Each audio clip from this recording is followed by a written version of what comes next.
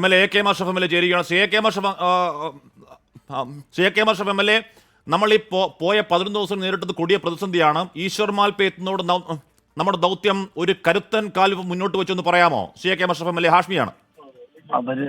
ഞാനിപ്പോ സ്പോട്ടിലാണുള്ളത്. ഈശ്വർ മാൽപേ ഒരു പ്രാവശ്യം മുങ്ങി, ഒന്നും കിട്ടിയിട്ടില്ല. രണ്ടാമത് മുങ്ങി, എന്തോ ഒന്ന് അവര് ടച്ച് ചെയ്തെന്ന് പറയുന്ന രീതിയിൽ പറയുന്നുണ്ട്. അതിനിടയിൽ ഈശ്വർ മാൽപേന്റെ കയറ് പൊട്ടിയിട്ട് അയാൾ ഒരു 100 മീറ്റർ അകലയിലാണ് പൊങ്ങിയത്. അത്രമാത്രം വെള്ളച്ചാട്ടമുണ്ട്. ഇപ്പോ മൂന്നാമത് വീണ്ടും പൊങ്ങാനുള്ള ഒരുക്കം നടത്തിക്കൊണ്ടിരിക്കുകയാണ്.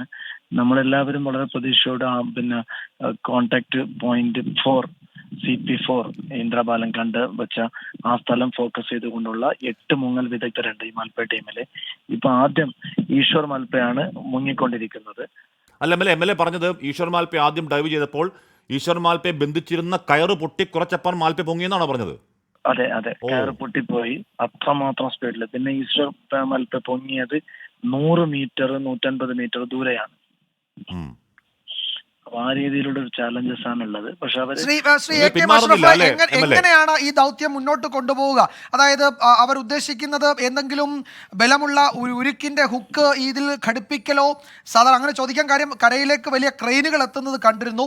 താങ്കൾക്ക് കിട്ടിയ വിവരം അനുസരിച്ച് ഈ ദൗത്യം എങ്ങനെയായിരിക്കും മുന്നോട്ട് പോവുക അടുത്ത മണിക്കൂറുകളിൽ? കരയിൽ എല്ലാ സംവിധാനങ്ങളും ഒരുക്കി നേവിയും ഇന്ത്യൻ ആർമിയും ഒക്കെ നിൽക്കുന്നുണ്ട്. ഇവരൊന്ന് പൊങ്ങലോട് കൂടിയിട്ട് എന്തെങ്കിലും റിസൾട്ട് ഇവര് എന്തെങ്കിലും ടച്ച് ചെയ്തെന്ന് പറഞ്ഞതിന് ശേഷമേ ഈ മുകളിൽ നിന്ന് ബാക്കിയുള്ള കാര്യങ്ങൾ നടക്കുകയുള്ളൂ. അതായത് ഈശ്വർ മാൽപേ നൽകുന്ന വിവരങ്ങളുടെ അടിസ്ഥാനത്തിലായിരിക്കും അടുത്ത കരയിലെ നീക്കങ്ങൾ അല്ലേ? ഇതുവരെ ഈശ്വർ മാൽപേ ഒരു ടച്ച് ചെയ്ത റിപ്പോർട്ടും തന്നിട്ടില്ല. അയാൾ 2-3 പ്രാവശ്യം മുങ്ങിയിട്ടും ഇതുവരെ ഒരു റിപ്പോർട്ടും നൽകിയിട്ടില്ല. MLA, നമുക്ക് ഈ പോയ ദിവസങ്ങളിൽ ഈ ഗംഗാവാലിയിൽ മുങ്ങുക എന്നുള്ളത് അസാധ്യമായിരുന്നു. ഈശ്വർ മാൽപേയും സംഘം മുങ്ങുന്നുവെങ്കിൽ നമ്മുടെ ദൗത്യത്തിൽ ഒരു മുന്നോട്ടുള്ള ഒരു പടിയാണ് MLA അല്ലേ? 100% ഈശ്വർ മാൽപേയോട് പേഴ്സണലായിട്ട് സംസാരിക്കുമ്പോൾ അദ്ദേഹം തുടക്കത്തിൽ പറഞ്ഞത്, ഞാൻ 1000-ഓളം ആളുകളെ ഇങ്ങനെ വെള്ളത്തിന് രക്ഷിച്ച ഒരാളാണ്.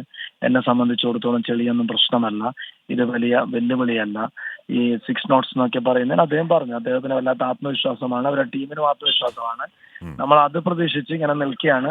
ഒരല്പസമയത്തിനകം ഒരു റിസൾട്ട് ഉണ്ടാവുമെന്ന് പ്രതീക്ഷിക്കാം. MLA, തിരക്കിലാണെങ്കിൽ ഒറ്റ ചോദ്യം കൂടി. ഈ പാൻഡൂൺ എത്തിച്ചുകൊണ്ട് അതിൽ ഈ ഡൈവർമാരെ ബന്ധിപ്പിക്കാൻ ഒരു പ്ലാൻ ഉണ്ടായിരുന്നു, അത് പൂർണ്ണമായി ഉപേക്ഷിക്കുകയാണോ ഇപ്പോൾ? ഇല്ല, അത് ഉപേക്ഷിച്ചിട്ടില്ല. അത് ടെക്നിക്കലായിട്ട് കൊണ്ടുവരാൻ കഴിയാത്തൊരു സാഹചര്യമാണുള്ളത്. കൊണ്ടുവരാൻ പറ്റിയിട്ടില്ല. ശ്രമിക്കുന്നുണ്ട് അവർ.